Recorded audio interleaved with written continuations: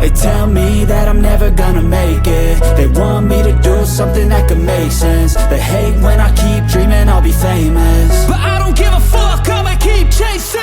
I got all this potential that's deep inside of me, but they hate when you're successful cause they try to be. They sit there being judgmental because you're trying things, and they just want you to settle and do the right thing. So get a good job, don't slack off, wake up